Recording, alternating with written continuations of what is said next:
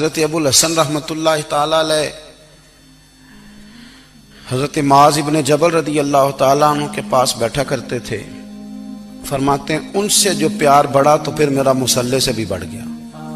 تابعی ہیں. فرماتے ہیں صحابی رسول سے محبت ہوئی تو ذکر سے بھی ہو گئی, پھر درود شریف سے بھی ہو گئی. محبت ان سے بڑھی تو پھر اللہ نے مسجد کا پیار بھی بڑھا دیا.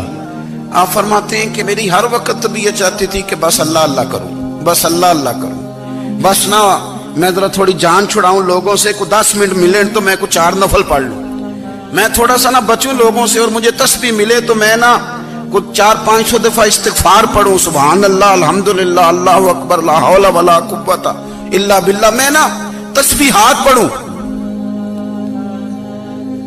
فرماتے ہیں کہ بچے تھے گھر میں 6-7, غربت تھی, کام ملتا کوئی نہیں تھا, اور میں کام چور نہیں تھا, کام ڈھونڈتا تھا, پر اللہ کی قدرت کے کام نہیں ملتا تھا. فرماتے ہیں کہ میں نے ایک دن اپنی اہلیہ سے کہا کہ آج میں پھر جاتا ہوں کام ڈھونڈنے. تو میری بیوی بڑی فرما بردار تھی, پر اس دن نہ غربت کے ہاتھوں تنگ آ کے کہنے لگی آج نانا کوئی تو چیز لے کے آیا, تو مجھ سے بچوں کی بھوک نہیں دیکھی جاتی. یہ سب روگاں دا روگ محمد جس دا نام غریبی, کنڈ بلا کے لنگ جاندے نہیں دوست یار قریبی. آج نہ کچھ لے کے آیا تو میں بچے لے کے میکے چلی جاؤں گی. شیخ فرماتے ہیں کہ میں بڑا پریشان گھر سے نکلا, پر میں نے صبح سے لے کے زور تک کام ڈھونڈا, کام ملا کوئی نہیں. تو میرے دل میں خیال آیا چلو کام نہیں ملتا تو اللہ اللہ تو کرے نا, چلو بندوں کی مزدوری نہیں ملتی تو رب کریم کی عبادت ہی کرتے ہیں. فرماتے ہیں کہ میں نے نا فرات کے پانی سے وضو کیا نہر کے, شدید دھوپ تھی, ساتھ ریت تھی اور ریت تپ رہی تھی. میں نے اپنا رومال وہیں مصلی کے طور پر بچھا لیا, اور فرماتے ہیں کہ زور سے لے کر عصر تک نماز پڑھی. دھوپ بھی پورے زور پہ, پر میرے سجدے کا ذوق بھی پورے زور پہ. فرماتے ہیں سورج بھی چمک رہا ہے اور رب کی عبادت کا ذوق بھی پورے زور پہ. میں سجدہ کروں تو پھر میرا اٹھانے کو جی نہ چاہے. میرے استاد لکھا کرتے تھے, یہ ان کا شعر ہے, وہ کہا کرتے تھے مجھے سوز دے, مجھے ساز دے, اور مجھے نیم شب کا نیاز دے, دم سجدہ خود کو میں توڑ دوں, مجھے ایسا ذوق نماز دے.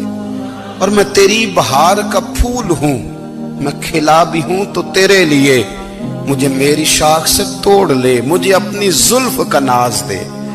بھائی فرماتے ہیں کہ عصر تک میں نے نفل پڑھے, دل ڈھلنے لگا, عصر کی نماز پڑھی اور میں وہاں سے چلا.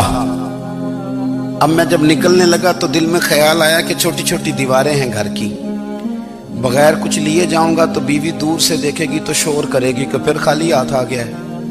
کہتے میں نے اپنی اسی رومال میں جس میں میں نے نماز پڑھی تھی نا, رومال میں کی آخی دے پنجابی جسافہ کہتے ہیں, اسی میں نا میں نے کچھ ریت بھر لی کہ وہ دور سے دیکھے گی تو سمجھے گی کچھ لے کے آیا ہے, چلو جا کے اسے بتا دوں گا کہ آج پھر مزدوری نہیں ملی.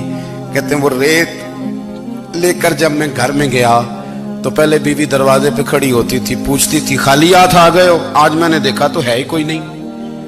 فرماتے ہیں میں اندر داخل ہوا, سلام لیے, کونے میں میں نے وہ رومال رکھ دیا اور میں نے آواز دی کہ بھلی مانس کہاں ہو؟ تو وہ کہنے لگی آپ منہ ہاتھ دھو لیں, میں روٹی لے کے آئی.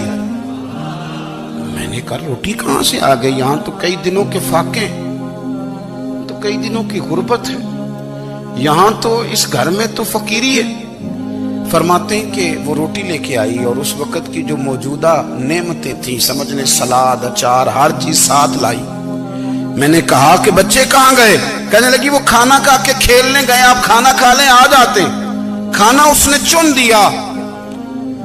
میں نے حیرت انگیز لہجے میں ساری نعمتیں اپنے دسترخوان پہ دیکھ کر کے بیوی سے پوچھا یہ کہاں سے آیا کھانا؟ بچوں کو تو نے کہاں سے کھانا کھلایا؟ یہ سارا کچھ کیسا ہے؟ کہنے لگی پتہ نہیں آج آپ کس کریم کی مزدوری کرنے چلے گئے تھے, پتہ نہیں کس کریم کی. میرے گھر میں تو اتنی نعمتیں آئی ہیں کہ مجھ سے سنبھالی نہیں جا رہی, اتنا اناج ہے, اتنا گندم ہے, کس کریم کے دروازے آج چلے گئے تھے؟ یہ کہتے کہتے وہ اٹھی اور اٹھ کر کے کہنے لگی پہلے بڑا کچھ آیا تھا, اب کیا لے آئے ہو؟ اور جا کر کے نا اس نے وہ ریت والا رومال کھولا. کہنے لگے میں تو لے کے آیا تھا ریت, تو میرے رب نے اسے بھی سونے اور ہیرے بنا دیا تھا. جب آپ کی توجہ اللہ کی جانب, میرے نبی پاک صلی اللہ تعالی علیہ وسلم نے فرمایا ہر چیز اپنے رب سے مانگ, ہر چیز مانگ, ہر چیز مانگ. یا رسول اللہ کیا کچھ؟ میرے محبوب نے فرمایا تیرے گھر میں نمک بھی ختم ہو جائے تو وہ بھی اپنے رب سے مانگا کر. تو مانگنا, وہ تجھے دے گا, تو اس کی بارگاہ میں کشکول طلب دراز تو کرنا. اور ترمذی شریف میں عجیب لفظ ہے, رسول کائنات نے فرمایا, رب کریم فرماتا ہے جب میرا بندہ ہاتھ اٹھاتا ہے نا تو مجھے حیا آتی ہے کہ میں خالی کیسے لوٹا دوں اس کے. اتنے بڑے بادشاہ کی بارگاہ میں. او بھائی, لوگوں سے عزتیں تلاش کرتے ہو تو وہ کیا تمہیں عزت دیں گے؟ وہ تو کل اچھا کہتے ہیں پرسوں برا کہنے لگ جاتے ہیں. لوگوں کے سامنے گڈ بک میں آنا چاہو گے تو وہ تو سویرے تمہارے بارے میں کچھ کہیں گے, شام کچھ اور کہیں گے. اپنی روحانی زندگی آباد کریں, اپنے مسلح کو وقت دیں, اور دنیا سے چھپ کر اس موبائل کو بند کر کے اور اپنے آپ سے بھی چھپ کے اور تنہا ہو کے چھپا کے سارا کچھ اپنے آنسو اپنے رب کی بارگاہ میں پیش کریں, اس کے حضور حاضری دیں. سنو نا ترمذی کی حدیث, اور اسے یاد رکھنا. نبی پاک علیہ السلام نے فرمایا اپنے دکھ لوگوں کے سامنے نہ بیان کرنا, سیٹھوں نوابوں کو نہ بتاتے پھرنا, دنیا داروں کے سامنے جا کے نہ رونا کہ میں تکلیف میں ہوں. فرمایا اگر دنیا داروں کو دکھ بتاؤ گے رب تمہیں کبھی غنی نہیں کرے گا. اور لوگ ہیں کہ الٹا مذاق اڑائیں گے. آپ کی جس سے بڑی پکی یاری ہے نا, پکی, وہ تب تک پکی ہے جب تک آپ نے 50,000 مانگا نہیں. اور جس وقت آپ نے کہہ دیا کہ میں مجبور ہوں میری مدد کر, تو پھر ختم ہو گئی دوستی. لوگوں کی تعلقات آپ کے ساتھ تب تک ہیں جب تک آپ ان سے کوئی ضرورت وابستہ نہیں کرتے. کریم محبوب فرمانے لگے بندوں کے سامنے دکھ نہ بیان کرنا, اللہ تجھے کبھی غنی نہیں کرے گا. تو اپنے دکھ اپنے رب کو بتا, تو دعائیں مانگ, تو اس کی بارگاہ میں حاضر ہو, تو اس کے حضور عرض کر. فرمایا اپنے دکھ اپنے رب کو بتا, وہ جلدی کرے یا دیر سے کرے تجھے ساری دنیا سے بے نیاز کر دے گا, تجھے کسی کا محتاج نہیں رہنے دے.